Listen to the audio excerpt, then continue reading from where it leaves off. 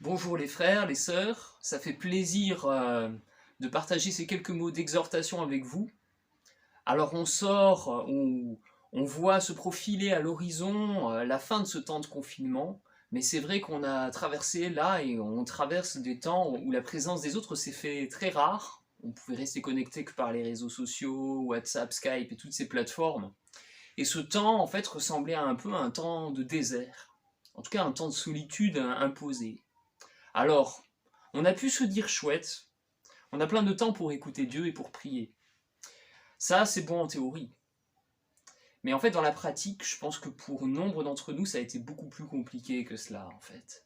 Parce que peut-être qu'après plusieurs semaines de confinement, après plusieurs semaines passées dans le silence, on a un peu de difficulté avec le silence. Le silence nous semble être comme un mur qui nous sépare des autres. Et le désert dans la Bible, c'est aussi un lieu d'épreuve, un lieu de difficulté, un lieu en fait où on est confronté avec soi-même, avec ses propres démons intérieurs, un lieu où on est confronté avec le tentateur. Pensez un petit peu à l'épreuve que Jésus a traversée au désert. Pensez aussi à ce qu'a vécu le peuple d'Israël. Le désert dans la Bible, c'est le lieu de l'épreuve. C'est le lieu où Dieu éprouve le cœur de l'homme, ce qu'il y a à l'intérieur du cœur de l'homme. C'est aussi le lieu où nous nous rendons compte que dans notre cœur se joue un combat entre le ciel et l'enfer, un combat entre la colombe de l'Esprit Saint et le serpent ancien qui est le diable, qui cherche à nous faire tomber. Le désert a été le lieu pour Israël où Dieu a éprouvé ce qu'il y avait dans son cœur. Il a voulu éprouver la fidélité du cœur du peuple d'Israël qu'il appelait son fils premier-né. Et ce nom de fils premier-né concernant Israël, on peut le lire dans Exode 2, versets 22 et 23. Tu diras à Pharaon, ainsi parle l'Éternel, Israël est mon fils, mon premier-né. Je te dis, laisse aller mon fils, pour qu'il me serve. Si tu refuses de le laisser aller, voici, je ferai périr ton fils, ton premier-né. Et c'est ce qui est arrivé. C'était une des plaies d'Égypte. Dans le désert, le peuple d'Israël a murmuré. Il s'est révolté contre ses conducteurs, plus grave, il s'est révolté contre Dieu et il a éprouvé la nostalgie du pays qu'il avait quitté. Pays dans lequel il était pourtant réduit à un dur esclavage. Et Dieu alors, indigné devant ce manque de reconnaissance du peuple, a envoyé contre le peuple des serpents brûlants. Et il a demandé à Moïse d'élever un serpent d'airain sur un poteau. Et ceux qui regardaient au serpent étaient délivrés des morsures des serpents. Nous savons que Jésus, lui aussi, comme le serpent, a été pendu au bois de la croix. Il a été fait péché pour nous, il a été fait malédiction pour nous, il a été fait serpent pour nous, afin que dans nos vies nous soyons délivrés des morsures du péché. Alors le désert, c'est donc ce lieu d'épreuve, c'est ce lieu de confrontation au diable, mais c'est aussi un lieu où Dieu peut se révéler à nous. On sait que Jésus, lui aussi comme Israël, a été poussé par le Saint-Esprit dans le désert pour y être tenté.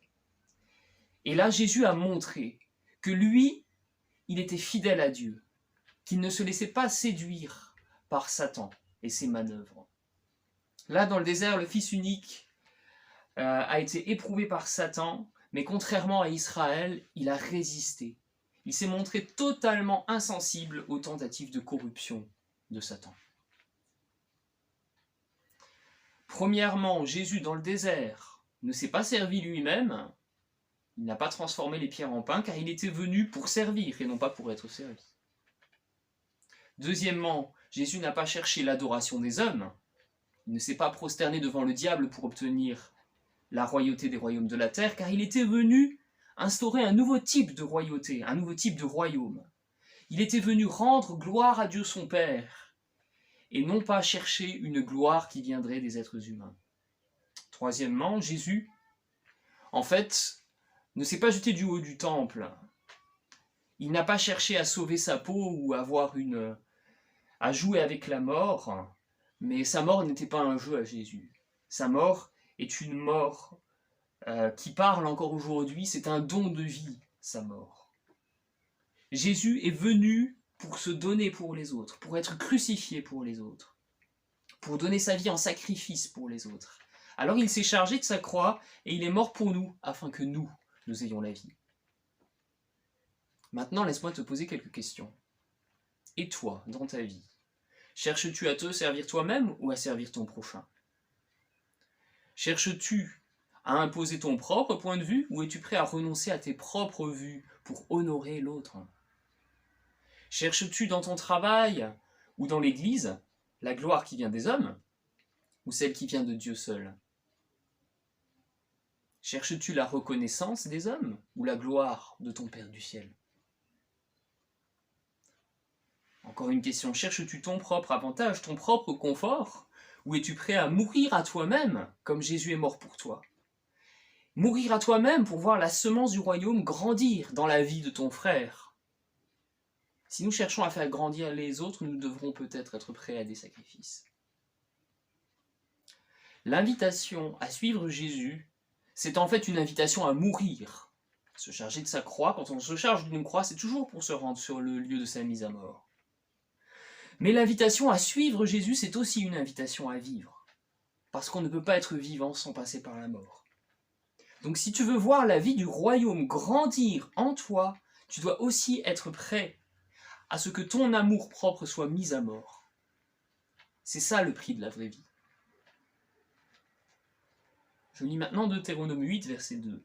« Souviens-toi de tout le chemin que l'Éternel, ton Dieu, t'a fait faire pendant ces 40 années, dans le désert, afin de t'humilier et de t'éprouver, pour savoir quelles étaient les dispositions de ton cœur. » Pour savoir quelles étaient les dispositions de ton cœur. Dieu a dit à Israël, « Je l'amènerai au désert et là je parlerai à son cœur.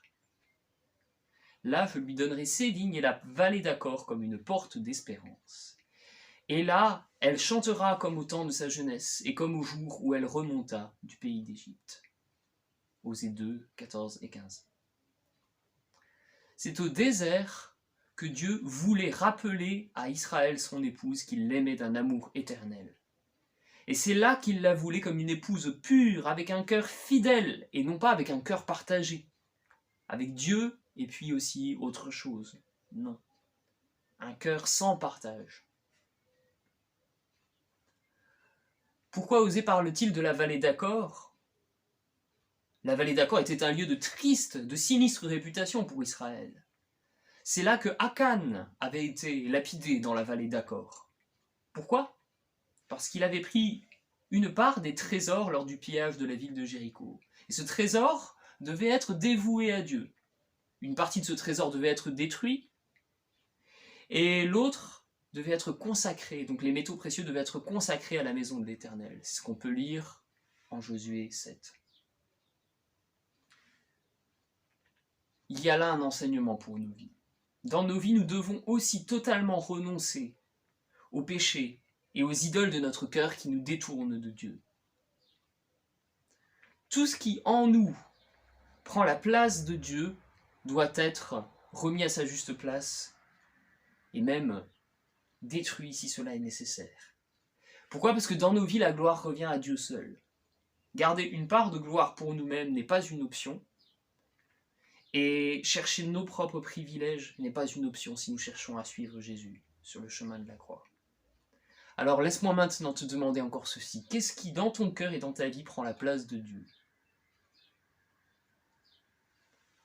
Dans ce temps de confinement, où tu ne peux pas faire autant de choses que d'habitude, où tu ne peux pas faire les choses de la façon dont tu aimerais les faire, rappelle-toi que ce que Dieu veut que tu lui offres, ce n'est pas premièrement ton service, mais c'est ta vie et ton cœur.